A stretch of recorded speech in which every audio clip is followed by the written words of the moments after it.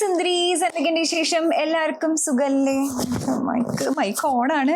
ഞാൻ വിചാരിക്കുന്നത് ഇത് ഞാൻ ഓസ്മോന്റെ ഒരു ക്യാമറ കുറച്ച് നാളെന്ന് വെച്ചാൽ മാസങ്ങൾ മുമ്പ് എടുത്തതാണ്. പക്ഷെ ഞാനിങ്ങനെ ഷോർട്സ് എടുക്കാൻ വേണ്ടി മാത്രമേ ഉപയോഗിച്ചിട്ടുള്ളൂ. അധികം ലോങ് ഫോർമാറ്റ് എടുക്കാൻ വേണ്ടി ഉപയോഗിച്ചിട്ടില്ല.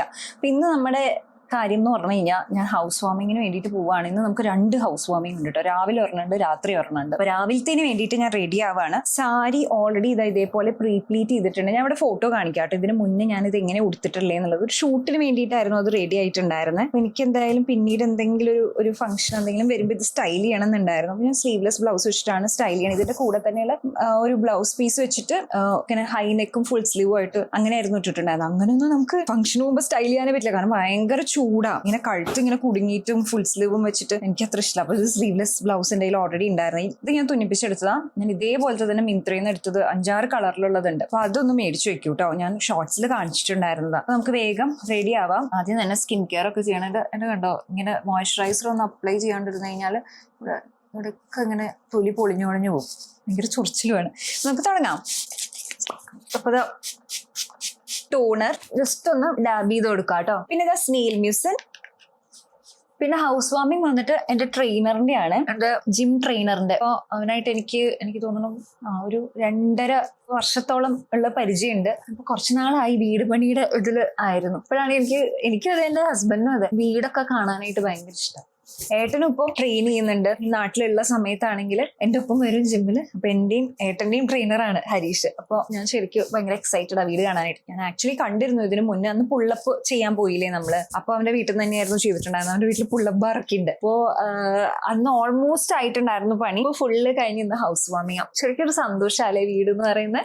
ഇനി മോയ്സ്ചറൈസർ. അപ്പൊ നമുക്കിങ്ങനെ കുറെ റീൽസ് ഒക്കെ കാണുമ്പോൾ കാണാം, വീട് വെക്കുന്ന ഭയങ്കര മണ്ടത്തരാണ്. ആ പൈസ ഉണ്ടെങ്കിൽ നമുക്ക് ഇൻവെസ്റ്റ് ചെയ്യുകയാണെങ്കിൽ ഇത്ര വർഷം കഴിയുമ്പോൾ ഇത്ര ഇരട്ടിക്കും. വീടാണെങ്കിൽ ഒരു ഡെഡ് ഇൻവെസ്റ്റ്മെന്റ് ആണ്, അതിൽ നിന്നൊന്നും കിട്ടാനില്ല. വീടില് നമ്മൾ പണിയുന്ന ഭയങ്കര ഒരു മണ്ടത്തരാണ് എന്നൊക്കെ പറഞ്ഞിട്ട് നമുക്ക് ഇങ്ങനെ കുറെ കാണാം കേട്ടോ. പക്ഷെ എന്നെ സംബന്ധിച്ചിടത്തോളം നമുക്ക് സ്വന്തമായിട്ടുള്ള ഒരു വീട്, വളരെ കംഫർട്ടബിൾ എന്ന് ഞാൻ ഉദ്ദേശിക്കുന്നത് വലിയ വീടല്ല കേട്ടോ. നമുക്ക് ആവശ്യമുള്ള കാര്യങ്ങൾ ഒക്കെ വെച്ചിട്ട്, അതായത് നമുക്ക് ഉണ്ടാവുമല്ലോ ഇന്ന തരത്തിലുള്ള ഒരു അടുക്കള വേണം, ലിവിങ് ഏരിയ എങ്ങനെയായിരിക്കണം, റൂമിലേക്കുള്ള വെളിച്ചം ഇങ്ങനെ വേണം, അങ്ങനത്തെ രീതിയിൽ. ഇപ്പൊ എന്റെ സങ്കല്പത്തിൽ ഒരു വീട് എന്ന് പറഞ്ഞു കഴിഞ്ഞാൽ താഴെ തന്നെ ഒരു 3 റൂമുള്ള ഒരു വീട്, അങ്ങനെയൊക്കെ ചെറിയത്. പക്ഷെ നമ്മുടെ ആവശ്യത്തിനനുസരിച്ചിട്ട്, നമ്മുടെ ഒരു സൗകര്യത്തിനനുസരിച്ചിട്ടുള്ള അടുക്കള മാത്രം കുറച്ച് വലിപ്പം ഉണ്ടാവണം, എന്നാൽ റൂം ചെറുത് മതി, അങ്ങനെയൊക്കെ രീതിയിൽ കേട്ടോ. അപ്പൊ അതുപോലെ നമുക്ക് നമ്മുടെ ഇഷ്ടത്തിനനുസരിച്ചിട്ടൊരു ചെറിയൊരു വീടോ ഫ്ലാറ്റോ ഉണ്ടാവാന്ന് പറഞ്ഞു കഴിഞ്ഞാൽ എനിക്കത് പേഴ്സണലി ഇമോഷണലി നമുക്ക് ഭയങ്കര ഒരു സെക്യൂരിറ്റി ഫീൽ ചെയ്യുന്ന പോലെ എനിക്ക് തോന്നിയിട്ടുണ്ട്. എന്റെ കാര്യം എടുക്കുകയാണെങ്കിൽ ഞാൻ ഉണ്ടല്ലോ ഒരു 17 വീടുകളിൽ താമസിച്ചിട്ടുണ്ട്. അച്ഛൻ ബാങ്കിൽ വർക്ക് ചെയ്തിരുന്ന കാരണം നമ്മൾ 3 വർഷം കൂടുമ്പോൾ ട്രാൻസ്ഫർ ആവും. ചെറുപ്പം മുതൽ അങ്ങനെ. അത് കഴിഞ്ഞിട്ട് കല്യാണം കഴിഞ്ഞിട്ടും ഞാൻ ബാംഗ്ലൂർ 2 വീട്, ഗോവയില് 2 വീട്, അങ്ങനെ 4 വീട്. പിന്നെ അഗൈൻ ഇവിടെ നാട്ടിലേക്ക് നമ്മൾ തിരിച്ചു വന്നു. ഇനി സൺസ്ക്രീൻ ഇടെ. അപ്പൊ അങ്ങനെ നോക്കുമ്പോൾ പറഞ്ഞ പോലെ 15, 16, 17 വീടൊക്കെ എന്തായാലും ഞാൻ താമസിച്ചിട്ടുണ്ട്. എന്റെ അമ്മയെ ഞാനിങ്ങനെ ആലോചിക്കുമ്പോ ഉണ്ടല്ലോ, അമ്മ പാവം ഞങ്ങളങ്ങനെ കുഞ്ഞായിരുന്ന സമയത്ത് പാവം. അന്നാണെങ്കിൽ ഷിഫ്റ്റിങ്ങിനൊന്നും ആരും ഹെൽപ്പിനൊന്നും ഉണ്ടാവില്ലല്ലോ. അച്ഛനാണെങ്കിൽ ഓഫീസിലും പോയിട്ടുണ്ടാവും. ഞങ്ങൾ 2 പിള്ളേരും വെച്ചിട്ട് അമ്മ ഈ കണ്ട വീടുകളിൽ ഇത്രയും ഒരു 6-7 വീടുകളെങ്കിലും തനിയെ ഇങ്ങനെ ഓരോ കുപ്പികളും പേപ്പറിലൊക്കെ പൊതിഞ്ഞ് ഓരോ സാധനങ്ങളും ഇങ്ങനെ പൊട്ടാണ്ട് കിട്ടാൻ വേണ്ടിയിട്ട് അത് ആ രീതിയിൽ പാക്ക് ചെയ്ത് കാർഡ്ബോർഡ് ബോക്സിലൊക്കെ ആക്കി, അതും ഓരോ സ്ഥലത്തേക്ക് മാറുമ്പോഴും. അതായത് ഇപ്പൊ ഞങ്ങൾ കോഴിക്കോട് താമസിച്ചിരുന്നപ്പോൾ അവിടെ 2 വീട്ടിൽ താമസിച്ചിട്ടുണ്ട്. അത്രയും ഷിഫ്റ്റിംഗ് അമ്മ തനിയെ തന്നെ ചെയ്യുന്നു. ഞങ്ങൾ കുറച്ച് വലുതായതിനു ശേഷമാണ് ആ ഒരു ഹെൽപ്പും കാര്യങ്ങളൊക്കെ നമ്മുടെ ഭാഗത്തു നിന്ന് ഉണ്ടായിട്ടുള്ളത്. എനിക്ക് എങ്ങനെയാന്ന് വെച്ച് കഴിഞ്ഞാൽ ഇത്രയും വീടുകളിൽ താമസിക്കുമ്പോഴൊക്കെ ഓരോ വീട് കഴിയുമ്പോൾ ഇങ്ങനെ മാറി പോവല്ലേ. അപ്പൊ നമുക്ക് ആ വീടായിട്ട് ഒരു ഇമോഷണൽ കണക്ട് വരുമ്പോഴേക്കും മാറിപ്പോവും. പിന്നെ ഈ ട്രാൻസ്ഫർ ആയിക്കൊണ്ടിരിക്കുന്ന കാരണം തന്നെ നമ്മുടെ വീട്ടിലേക്ക് ഒരു സോഫയോ ഒരു സെറ്റിയോ, ശരിക്കും പറഞ്ഞാൽ കട്ടില് പോലും മേടിക്കില്ല.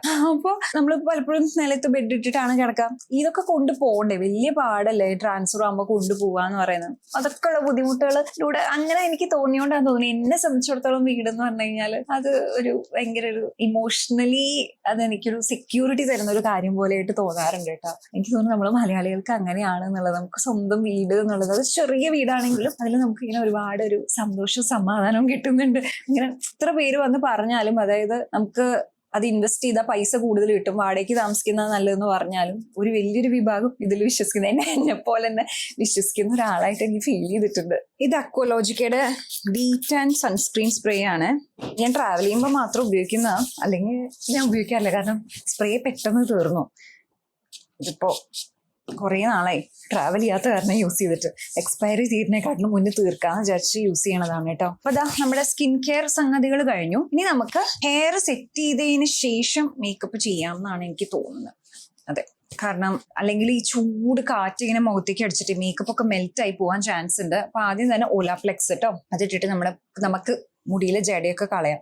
എന്റെ മുടി കുറച്ചൊക്കെ ഒന്ന് വളർന്ന് സെറ്റ് ആയിട്ടുണ്ട്. ഇത്ര കേട്ടോ, ഇത്ര വെച്ച് വെട്ടിയതാ. കറക്റ്റ് ഷോൾഡർ വെച്ചിട്ട് വെട്ടിയതായിരുന്നു.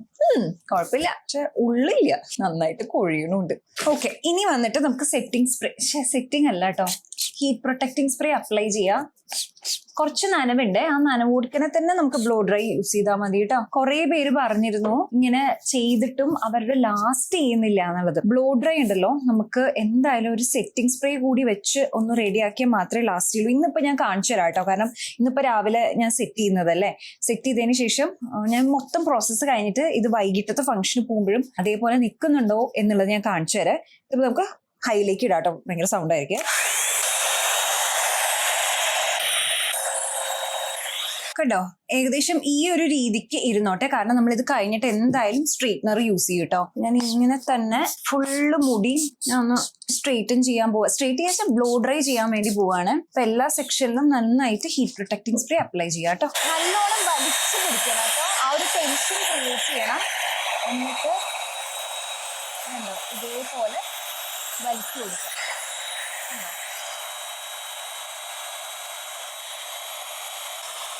ഇങ്ങനെയാണുള്ളത്. ഇതാണ് കേട്ടോ ശരിക്കും ഭംഗി. ഇത് എനിക്ക് നല്ല ഇഷ്ടമാണ്. ഇതാകുമ്പോൾ നല്ല ഉള്ളും തോന്നിക്കുന്നുണ്ട്, എന്നാൽ നല്ല മാനേജബിൾ ആയിട്ട് ഒട്ടും ഫ്രിസ്സി അല്ലാത്ത രീതിയിൽ കിടപ്പുണ്ട്. പക്ഷെ ഇങ്ങനെ തന്നെ ഇട്ടാൽ ഇത് അധികം നേരം ലാസ്റ്റ് ചെയ്യണമെന്നില്ല. അപ്പൊ അതിനായിട്ട് നമുക്ക് ജസ്റ്റ് ഒരു ഇത് ഞാൻ ഓൾറെഡി ഷോർട്സ് വീഡിയോയിൽ കാണിച്ചിട്ടുള്ള കാര്യമാണ് കേട്ടോ.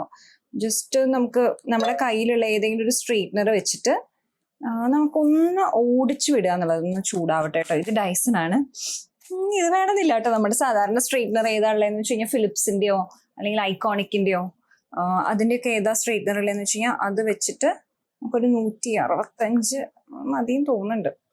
അത് വെച്ചിട്ട് ജസ്റ്റ് ഒന്ന് ഞാനിത് റഫായിട്ടൊന്ന് ഓടിച്ചു വിടുകയാണ്. എന്നിട്ട് നമുക്ക് സെറ്റിംഗ് സ്പ്രേ വെച്ചിട്ടൊന്ന് സെറ്റ് ചെയ്ത് കൊടുക്കാവുന്നതാണ് കേട്ടോ. ഈ ഒരു വളവ് ഇരുന്നോട്ടെ അല്ലെ, സ്ട്രെയിറ്റ് ആയിട്ട് കിടക്കുന്നത് എനിക്ക് അത്ര ഇഷ്ടമല്ല. ഫ്രണ്ട് ഭാഗം മാത്രം നമുക്ക് ഒന്നും കൂടി ഒന്ന് സ്ട്രെയിറ്റ് ആക്കി ഇടാവുന്നത്. ഇതൊന്നും ആഴ്ചയിൽ ഒരിക്കൽ പോലും ചെയ്യേണ്ട കാര്യമില്ല കേട്ടോ. വല്ല മാസത്തിൽ ഒരിക്കലാണെങ്കിൽ നമുക്ക് അങ്ങനെ ഹാം ഉണ്ടാവില്ല. അതല്ലെങ്കിൽ മുടിക്ക് ഇത് കേടാണ്, മുടി ഇങ്ങനെ പൊട്ടി പൊട്ടി പൊട്ടി പോവും. അല്ലെങ്കിൽ പെർമനന്റ് ആയിട്ട് സ്ട്രെയിറ്റ്നിങ് ചെയ്യുന്ന കാര്യം കുറെ പേര് പറയുന്നുണ്ട്. പക്ഷെ ഞാൻ എന്തായാലും ഇനി മുടിയിലൊരു ട്രീറ്റ്മെന്റോ ഈവൻ ഹെയർ കളർ പോലും ചെയ്യാൻ ഉദ്ദേശിക്കുന്നില്ല. ഇങ്ങനെ തന്നെ ഇരിക്കട്ടെ. കുറച്ചും കൂടി കഴിഞ്ഞാൽ ഇപ്പൊ ഇതിന്റെ ഇവിടെ തന്നെ ഒരു നരയുണ്ട്, അതെനിക്ക് പറിച്ചു കളയാൻ ടെംപ്ടേഷനായിട്ട് എവിടെയോ ആയിട്ട് ഒരെണ്ണുണ്ട്. എനിക്ക് ഇങ്ങനെ കാണുമ്പോൾ എനിക്ക് പറിക്കാൻ ഇഷ്ടമായിട്ടേ. ചെറുപ്പത്തിലാണെങ്കിൽ ഞാൻ പണ്ട് എപ്പോഴും ഇങ്ങനെ മുടി പറിച്ച് കളയായിരുന്നു. എൻ്റെ ഒരു ഹോബിയായിരുന്നു. ഞാൻ എന്തിനാ അത് ചെയ്തിരുന്നതെന്ന് എനിക്കിപ്പോൾ ആലോചിക്കുമ്പോൾ മനസ്സിലാവുന്നില്ല. പക്ഷെ ഇങ്ങനെ നമ്മൾ പഠിക്കാനായിട്ടൊക്കെ ഇരിക്കുമ്പോൾ എങ്ങനെയാണെന്ന് വെച്ച് കഴിഞ്ഞാൽ ഞാൻ ഇങ്ങനെ ഓരോ മുടികളായിട്ട് ഇങ്ങനെ പറിച്ച് എടുക്കും, എന്നിട്ട് അത് കളയും. അങ്ങനെ ഒരു ഉണ്ട മുടിയൊക്കെ ഞാൻ പറിച്ചെടുക്കുമായിരുന്നു. പക്ഷെ ഇപ്പോഴാണ് ആ മുടിയുടെ ഒക്കെ വാല്യൂ എനിക്ക് മനസ്സിലാവുന്നത്. എന്തായാലും ഈ നരച്ച മുടിയാണെങ്കിൽ എനിക്ക് കാണുമ്പോൾ ഇങ്ങനെ പറിക്കാനായിട്ട് ടെംപ്ടേഷൻ എടുക്കും. പക്ഷെ അവിടെ ഇരിക്കട്ടെ. എന്തായാലും ഇപ്പോൾ 1-2 വർഷത്തിൽ നന്നായിട്ട് നരയ്ക്കും. അപ്പൊ നമുക്ക് എന്തായാലും ഡൈ ചെയ്യേണ്ടി വരും. അപ്പൊ ഞാൻ വിചാരിക്കണം അപ്പൊ നമുക്ക് കളർ ചെയ്യാം. ഈ ഒരു വർഷം ഇങ്ങനെ പോട്ടെ എന്നാണ് വിചാരിക്കുന്നത്. സ്ട്രെയിറ്റൻ ചെയ്ത് കൊടുക്കുമ്പോൾ ഒന്നും കൂടി ഇങ്ങനെ സ്മൂത്ത് ആയിട്ട് കിടപ്പുണ്ട്. ഇനി നമുക്ക് ഇതൊന്ന് സെറ്റ് ചെയ്ത് വെക്കാട്ടോ. നന്നായിട്ട് സ്പ്രേ ചെയ്ത് കൊടുക്കാം. മുഖത്തടിക്കണ്ട കേട്ടോ. മൈഗ്രെയിൻ സൈനസ് ഒക്കെ ഉള്ളവരെ ഒന്ന് നോക്കിയിട്ട് മതി, ചിലപ്പോൾ ട്രിഗർ ആവാൻ ചാൻസ് ഉണ്ട്. ഇതിനി അത്യാവശ്യം നിൽക്കേണ്ടതാണ്. ഞാൻ എന്തായാലും ഇന്ന് ഞാൻ കാണിച്ചു തരാം എങ്ങനെ ഉണ്ടാവും എന്നുള്ളത്, വൈകിട്ടാകുമ്പോഴേക്കും എങ്ങനെ ഉണ്ടാവും എന്നുള്ളത്. പിന്നെ എൻ്റെ ഒരു കാര്യം എന്ന് വെച്ചാൽ ഞാൻ എപ്പോഴും മുടി കെട്ടി വെക്കും. എനിക്ക് ചൂട് സഹിക്കാൻ പറ്റില്ല. മാത്രമല്ല എനിക്ക് മുടി അഴിച്ചിടുന്ന തീരെ ഇഷ്ടമല്ല. അപ്പൊ ഞാൻ ഇനി മേക്കപ്പ് ചെയ്യുമ്പോൾ തന്നെ കെട്ടി വെക്കും. അതൊക്കെ ഒരു പ്രശ്നമാണ് കേട്ടോ. എങ്ങനെ നമ്മളിങ്ങനെ കുറച്ച് നേരമെങ്കിലും ഇങ്ങനെ അഴിച്ചിട്ട് കഴിഞ്ഞാൽ ആ ഒരു രീതിക്ക് അങ്ങനെ നിന്നോളും. ഓക്കെ, ഇനി നമുക്ക് മേക്കപ്പ് ചെയ്യാം. ഞാൻ കൈ ഒന്ന് കഴുകിയിട്ട് വരട്ടെ കേട്ടോ. നമുക്ക് ഈ മേക്കപ്പ് ചെയ്യണേക്കാട്ടും മുന്നേ ഇങ്ങനെ ഇരുന്നോട്ടെ, വല്ലാണ്ട് മുടി വളയില്ലാന്ന് തോന്നുന്നു. ഫസ്റ്റ് നമുക്ക് പ്രൈമർ ഇടാം. കൂടെയുടെ പ്രൈമർ. എന്റെ മേക്കപ്പില് എനിക്ക് ഏറ്റവും പ്രൗഡായിട്ട് എനിക്ക് ഫീൽ ചെയ്തിട്ടുള്ള ഒരു കാര്യം എന്താണെന്ന് വെച്ച് കഴിഞ്ഞാൽ അത്യാവശ്യം ലോങ് ലാസ്റ്റിംഗ് ആയിട്ട് നിൽക്കും. അങ്ങനെ ഒലിച്ചു പോവാറില്ല. അത് ഈ പറഞ്ഞ പോലെ നമ്മൾ ഏറ്റവും കുറവ് യൂസ് ചെയ്തിട്ട് നമ്മൾ എങ്ങനെ ചെയ്യണു എന്നുള്ളതാണ് കേട്ടോ. അപ്പൊ എന്റെ ഡാർക്ക് സർക്കിൾസ് ഒക്കെ ഒന്ന് കുറഞ്ഞ കാരണം കളർ കറക്റ്ററിന്റെ ആവശ്യമില്ല. ഇതാരത് റെഡി ആവാൻ വേണ്ടിയിട്ടാണ് അമ്മയുടെ മുട്ട് വന്നേ. ഇമ്മക്കുട്ടിക്ക് ഹാഫ് ഇയർലി എക്സാം ആണ്. 11:45 അമ്മയില്ലേ. ജസ്റ്റ് ഈ ബേസ് മേക്കപ്പ്. അച്ഛ എത്ര മണിക്ക് ഇറങ്ങാനാ പറഞ്ഞേ? 12 മണി.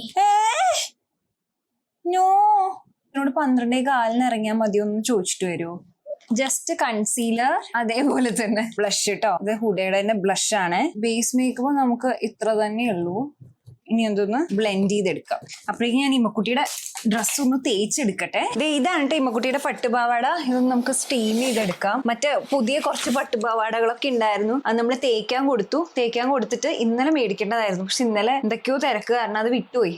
ഇന്നിപ്പോ ഞായറാഴ്ച ആയതുകൊണ്ടില്ല. 5 പട്ടുപാവാടയായിട്ട് ഞാൻ തേക്കാൻ കൊടുത്തു. പുതിയതുകൾ ഇതിലിടാൻ വേണ്ടിയിട്ട് ഇന്ന് രാവിലെ രാത്രി എല്ലാം മറന്നു എടുക്കാനായിട്ട്.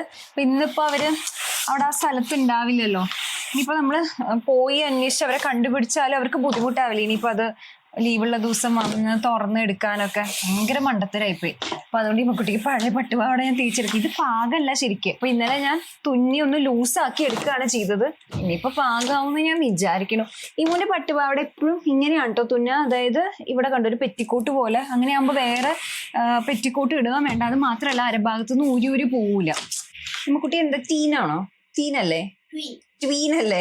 അപ്പൊ ഈ ഒരു സമയം എന്തായാലും പെറ്റിക്കോട്ടൊക്കെ നമുക്കിങ്ങനെ ഇടേണ്ട ഒരു ടൈം കൂടി ആകുമ്പോഴേ ഭയങ്കര ചൂടെടുക്കുകയും ചെയ്യും പിള്ളേർക്ക്. അതുകൊണ്ട് ഇതിന്റെ കൂടെ അങ്ങ് അറ്റാച്ച് ചെയ്ത് വളരെ സിമ്പിൾ ആയിട്ടുള്ള ഒരു ക്ലോത്ത് വെച്ചിട്ട്, കോട്ടൺ ക്ലോത്ത് വെച്ചിട്ട് നമ്മൾ ഇട്ട് കൊടുക്കുമ്പോൾ അവർക്കും കംഫർട്ടബിൾ ആണ്. ഞാൻ കൊണ്ട് രസമായിരിക്കും, കാണാനും ഭംഗിയുണ്ടാവും. ഇനി ലൂസ് പൗഡർ കുറച്ച് സമയമൊക്കെ വേണം റെഡിയാ. പക്ഷെ പെട്ടെന്ന് റെഡിയാകുന്ന സാഹചര്യങ്ങളും ഉണ്ട്. അച്ഛൻ വരാറില്ലേ പെട്ടെന്ന് വായോ നമുക്ക് പുറത്ത് പോകണമെന്ന് പറഞ്ഞു കഴിഞ്ഞാല് അങ്ങനെ ജിമ്മിൽ പോകുമ്പോൾ അത് പെട്ടെന്ന് റെഡിയാവും. എന്റെ അനിയനും വരുന്നുണ്ട്. എന്റെ അനിയനെയും അവൻ ട്രെയിൻ ചെയ്തിട്ടുണ്ട്. ഇനി ജസ്റ്റ് ഒന്ന് ലാഷസ് ഒന്നൊന്ന് മസ്കാര ഇടാം കേട്ടോ. പിന്നെ ഐബ്രോസും കൂടി എഴുതി കഴിഞ്ഞാൽ കണ്ണ് ഞാൻ ചിലപ്പോഴേ എഴുതുള്ളൂ. ഇത്രയും കഴിഞ്ഞാൽ തന്നെ എന്റെ മേക്കപ്പ് റെഡിയാണ്. ഹുഡയുടെ തന്നെ മസ്കാര ഇടാം. നന്നായിട്ട് നമുക്ക് ലാഷസിൽ ഇങ്ങനെ കോട്ട് ചെയ്യാം കേട്ടോ. ഇതോടെ കഴിഞ്ഞില്ല, ഇത് വെച്ചിട്ട് നമുക്കൊന്ന് സെപ്പറേറ്റ് ചെയ്തെടുക്കാം. നമ്മൾ ഓൾറെഡി ഇവിടെ ഇങ്ങനെ പ്ലീറ്റ് ചെയ്ത് വെച്ചിരിക്കുന്ന കാരണം ഉണ്ടല്ലോ, ജസ്റ്റ് ഒരു 1 മിനിറ്റ് സാരി പോലെ നമുക്ക് സെറ്റ് ചെയ്യാവുന്നതാണ്. ജസ്റ്റ് ഒന്ന് ഇങ്ങനെ ആക്കി കൊടുക്കുക. എന്നിട്ട് 1 2 3 4 5 6 7 8 ഉണ്ട്. ഇതിനെ നമുക്ക് ഇങ്ങനെ വിടാം. എന്നിട്ട് ഇതിങ്ങനെ കറക്റ്റ് ആക്കി വെച്ചിട്ട് ജസ്റ്റ് ടക്കിൻ ചെയ്യാം കേട്ടോ. സെറ്റ് അല്ലേ? ഇനി നമുക്ക് ഇതിന്റെ ഉള്ളിൽ കൂടെ നമുക്ക് കൈയിട്ടിട്ട് ഇവിടെ നിന്ന് വലിച്ച് റെഡിയാക്കി എടുക്കാം കേട്ടോ. ഇനി ഇതേ നമുക്ക് വലിച്ചിട്ട് ഇവിടെ ഒന്ന് ശരിയാക്കിയിട്ട് ബാക്കിലേക്ക് ഒന്ന് പിൻ ചെയ്യാം കേട്ടോ. ഇവിടെ കുഴപ്പമില്ലല്ലോ, ഇവിടെ ഒന്നും കൂടി ഒന്ന് റെഡിയാക്കാണ്ട്. ഞാൻ കുഴപ്പമില്ല, 1 മിനിറ്റിൽ ഞാൻ സാരി എടുത്തത് എനിക്ക് ഇഷ്ടപ്പെട്ടു. ഞാൻ ജിമ്മിൽ പോകണമെന്ന് പറഞ്ഞിട്ട് കാര്യമില്ല കേട്ടോ. ഞാൻ ഡയറ്റ് അനുസരിച്ച് നന്നായി ഫുഡ് കഴിക്കുന്നതുകൊണ്ട് എനിക്ക് കൂടുതൽ വണ്ണം വരുന്നത് വയറിലേക്കാണ്. ആപ്സ് ആണ് ഞാൻ ഏറ്റവും കുറവ് ചെയ്യുന്ന വർക്കൗട്ട്. അതുകൊണ്ട് തന്നെ എൻ്റെ വയറ് പണ്ടത്തെക്കാളൊക്കെ നോക്കുമ്പോൾ നന്നായിട്ട് ഇവിടെ ഒക്കെ നല്ല ഇങ്ങനെ വണ്ണായിട്ട് വന്നിട്ടുണ്ട്. എൻ്റെ ജീവിതത്തിൽ ഞാൻ ഇതുവരെ എനിക്ക് ഇത്രയും വയറുള്ളതായിട്ട്, മുന്നേ വയറുണ്ട് കാരണം സ്കിൻ സാഗി ആയിട്ടേ മറ്റേ പ്രഗ്നൻസി കഴിഞ്ഞിട്ട്. പക്ഷെ അല്ല ബേബി, ഇമ്മൂനെ അങ്ങനെ പറയാൻ ഇഷ്ടമില്ല, അങ്ങനെയല്ല കേട്ടോ.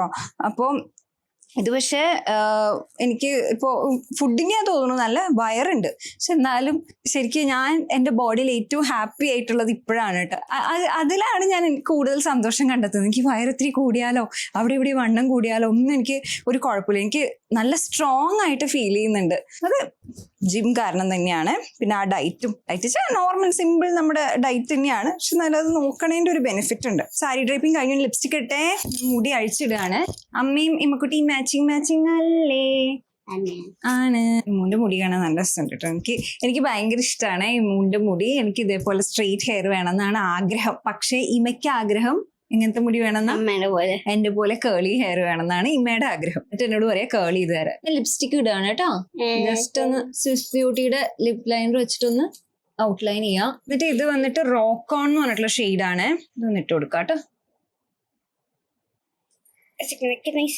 ഇതുമായി ഇനി ഐബ്രോസ് ഒന്ന് റെഡിയാക്കി വെക്കും.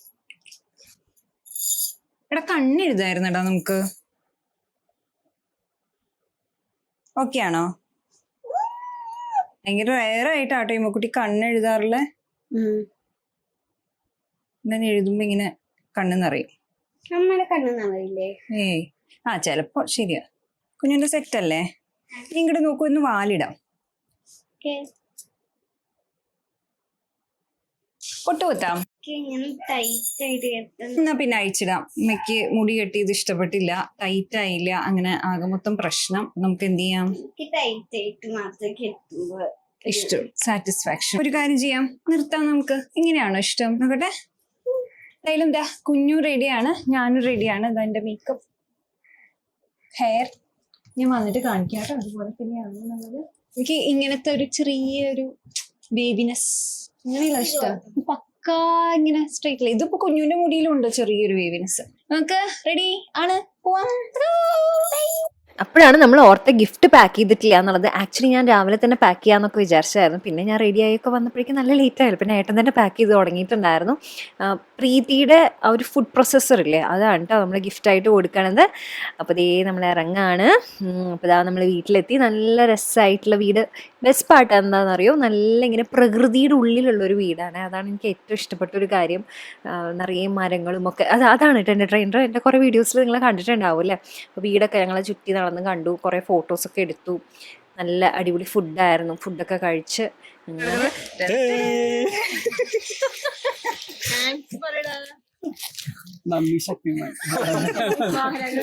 അങ്ങനെ ഹരീഷിന്റെ വീട്ടിലെ സ്പെഷ്യൽ വാഴക്കൊലയും കൊണ്ടാണ് കേട്ടോ ഞങ്ങൾ വീട്ടിലേക്ക് പോകുന്നത്. അപ്പൊ ഞാൻ അടുത്ത ഫംഗ്ഷന് പോകാൻ വേണ്ടിയിട്ട് റെഡി ആയതാണ്. ശരിക്കും പറഞ്ഞു കഴിഞ്ഞാൽ ഞാൻ ഷൂട്ട് ചെയ്യാൻ വേണ്ടിയിട്ട് റെഡി ആയതാണ്. ഈ ഒരു ഗെറ്റ് റെഡി വിത്ത് മീ ആയിട്ട് എടുത്തതാണ്. അത് മിന്ത്രി എന്നുള്ള സാരിയാണ്. എനിക്ക് ശരിക്കും പറഞ്ഞാൽ ആദ്യം തൊട്ടപ്പോൾ ഒന്നും അത്ര രസമായിട്ട് തോന്നിയില്ല, ചെറുതായിട്ട് കുത്തണ പോലെ ഫീൽ ചെയ്തു. പക്ഷെ ഉടുത്ത് കഴിഞ്ഞപ്പോഴൊക്കെ നല്ല രസമായിട്ടുണ്ട് കേട്ടോ. ഇങ്ങനെ 1 ലെയർ ആയിട്ടൊക്കെ ഇടാനായിട്ട് നല്ലതാ. ഇപ്പൊ ഞാൻ മെയിൻ ആയിട്ട് പറയാൻ വന്നത് ഇത് മുടിയുടെ കാര്യമാണ്. ഇതാ കുറച്ച് നേരമായില്ലോ, വൈകിട്ടായി, രാവിലെ സെറ്റ് ചെയ്താൽ മുടിയുടെ ഇവിടെ നോക്കുകയാണെങ്കിൽ ചെറുതായിട്ടൊക്കെ ഒന്ന് വളഞ്ഞിട്ടുണ്ട്. പക്ഷെ ഒരുവിധം സ്റ്റിൽ മാനേജബിൾ ആണ്. എന്നാൽ സെറ്റിംഗ് സ്പ്രേ ഒക്കെ അടിച്ചിട്ട് ഇങ്ങനെ ഇരിക്കണോണ്ടാണ് ഇങ്ങനെ. എന്നാലും സെറ്റിംഗ് സ്പ്രേ അടിച്ചില്ലെങ്കിലും ഇതിനെക്കാട്ടിലും കുറച്ച് വളയുന്നേ ഉള്ളൂ കേട്ടോ. അപ്പൊ നിങ്ങൾ എന്തായാലും കമന്റ് സെക്ഷനിൽ കമന്റ് ചെയ്യും നിങ്ങൾക്ക് യൂസ് ചെയ്തിട്ട് എങ്ങനെയുണ്ട് എന്നുള്ളത്. ബ്ലോ ഡ്രൈ ഇപ്പോൾ അർബൻ യോഗ ആണെങ്കിലും ശരി, അലൻ ഡ്രോമൻ ആണെങ്കിലും ശരി, ഇതൊക്കെ ഏകദേശം സെയിം റിസൾട്ട്. എനിക്ക് കുറച്ചും കൂടി ബെറ്റർ ആയിട്ട് തോന്നിയത് അർബൻ യോഗ ആണ്. കാരണം അതിന്റെ വട്ടം കുറച്ചുകൂടി ചെറുതാ, ഇങ്ങനെ തിരിക്കാനൊക്കെ കുറച്ചുകൂടി എനിക്ക് എളുപ്പമായിട്ട് ഫീൽ ചെയ്തു കേട്ടോ. പക്ഷെ ഏകദേശം സിമിലർ റിസൾട്ട് തന്നെയാണ് നമുക്ക് കിട്ടുക. നമ്മളത് എങ്ങനെ വലിച്ച ആ ഒരു ടെൻഷൻ കൊടുത്ത് ബ്ലോ ഡ്രൈ ചെയ്യുന്നു, അതേപോലെ സെറ്റിംഗ് സ്പ്രേ അടിച്ചിട്ട് അതിന്റെ ആ ഒരു എഫക്റ്റ് ഒക്കെ ആണ് നമുക്കിത് എത്ര നേരം തരും എന്നുള്ളത് നിശ്ചയിക്കുന്നത്. എന്തായാലും ഇങ്ങനെ ഇട്ട് കഴിഞ്ഞാൽ നാളെ എന്തായാലും തല കുളിക്കില്ല, മിക്കവാറും മറ്റന്നാൾ. അപ്പൊ എനിക്ക് 2 ദിവസം ഇത് ഏകദേശം ഇങ്ങനെ തന്നെ, കുറച്ചും കൂടി വളയുന്നേ ഉള്ളൂ. ഈവൻ 3-ാമത്തെ ദിവസം തല നനച്ചില്ലെങ്കിൽ കുറച്ചും കൂടി ഒന്ന് വളയുന്നേ ഉള്ളൂ. കുറെയൊക്കെ മാനേജബിൾ ആയിട്ട് തന്നെയാണ് നിൽക്കുക. അപ്പൊ നോക്കി നോക്കൂ, ഇതുണ്ടല്ലോ നമ്മുടെ മുടിക്ക് അനുസരിച്ചിട്ടും അതേപോലെ തന്നെ നമ്മുടെ കാലാവസ്ഥയ്ക്ക് അനുസരിച്ചിട്ടും ഉണ്ട്. ഞാൻ ഇവിടെ തണുപ്പുള്ള സ്ഥലത്ത് പോകുമ്പോൾ, മണാലി പോയ സമയത്തും അതേപോലെ തന്നെ കശ്മീർ പോയ സമയത്തും ഒക്കെ മുടി നല്ല രസമായിട്ട് കിടന്നിരുന്നു. അതായത് ഇങ്ങനെ ബ്ലോ ഡ്രൈ ചെയ്ത് കഴിഞ്ഞ് കഴിഞ്ഞാൽ ഒരു 4 ദിവസം വരെ. അപ്പൊ അവിടെ പോയി തല കുളിക്കില്ലല്ലോ, അത്ര തണുപ്പല്ലേ. അപ്പൊ നല്ല രസമായിട്ട് അങ്ങനെ കിടന്നിരുന്നു. പക്ഷെ നമ്മുടെ നാട്ടിലും ഭയങ്കര ഹ്യൂമിഡിറ്റി അല്ലേ. അപ്പൊ നമുക്ക് പെട്ടെന്ന് മുടിയൊക്കെ സെറ്റ് ചെയ്താലും പെട്ടെന്ന് അതങ്ങ് പോയി പോകും. അതാണ് പ്രശ്നം. എന്തായാലും നിങ്ങൾക്ക് എത്ര ദിവസം വരെ നിൽക്കുന്നുണ്ട്, എങ്ങനെയുണ്ട് എന്നുള്ളത് പറയണേ. ഞാനിപ്പോ എന്തായാലും താഴെ പോട്ടെ. ഇമ്മുക്കുട്ടീനെ പഠിക്കാൻ ഇരുത്തിയിട്ട് വന്നതാണ്. ഇനിയിപ്പോ നമ്മള് ഹൗസ് വാമിങ്ങിന് പോവാം. ഇപ്പൊ 5 മണി ആയി സമയം. അപ്പൊ പോയി കഴിഞ്ഞ് കഴിഞ്ഞാൽ പെട്ടെന്ന് വരാനാ. എന്നിട്ട് നാളെ ഹിന്ദി പരീക്ഷയും കൂടി ആയതുകൊണ്ട് ചെറിയ ടെൻഷൻ ഉണ്ട്. ഏട്ടനുണ്ട് ഇവിടെ. അപ്പൊ അതുകൊണ്ട് പിന്നെ ഏട്ടനാണ് ഫുള്ള് പഠിപ്പിക്കുക. ഞാൻ ഇങ്ങനത്തെ കാര്യങ്ങളില് ഇടപെടാറേ ഇല്ല. ഏട്ടനില്ലെങ്കിൽ മാത്രമേ ഞാൻ നോക്കാറുള്ളൂ. പിന്നെ എന്തൊക്കെ പറഞ്ഞാൽ മാഷാണല്ലോ. അപ്പൊ അതുകൊണ്ട് അതല്ലെങ്കിൽ ആൾക്ക് പഠിപ്പിക്കാൻ നല്ല, ഒബിയസ്ലി മാഷ് ആയതുകൊണ്ടും കൂടി ആയിരിക്കും, നന്നായിട്ട് അവളെ നല്ലോണം മാനേജ് ചെയ്ത് നല്ല അടിപൊളിയായിട്ട് പഠിപ്പിക്കാൻ അറിയാം. അവൾക്ക് അങ്ങനെ ഒരു ഇറിറ്റേഷൻ ഒന്നും ഫീൽ ചെയ്യില്ല. പക്ഷെ ഞാനാണ് പഠിപ്പിക്കണേന്ന് വെച്ച് കഴിഞ്ഞാല് ഞങ്ങൾ തമ്മിൽ പിന്നെ അടിയോ, അതാണ് പ്രശ്നം. അപ്പൊ ഞാൻ എന്തായാലും താഴെ പോട്ടെ. ഇമ്മക്കുട്ടി പഠിക്കുകയാണേ.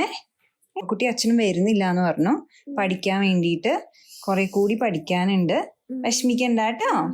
വിഷമിക്കോ? അമ്മ ദേ പോയി ഇതാ വന്നു. പെട്ടെന്ന് വരാം. അമ്മ വരുമ്പോഴേക്കും ഫുള്ള് പഠിക്കാം. ഓക്കെ, ഞാൻ വേഗം വരാം കേട്ടോ. വിഷമുണ്ടോ ഞാൻ പോവാണെങ്കില്? പോണേണ്. പോട്ടെ പോട്ടെ ബേബി, ലവ് യു.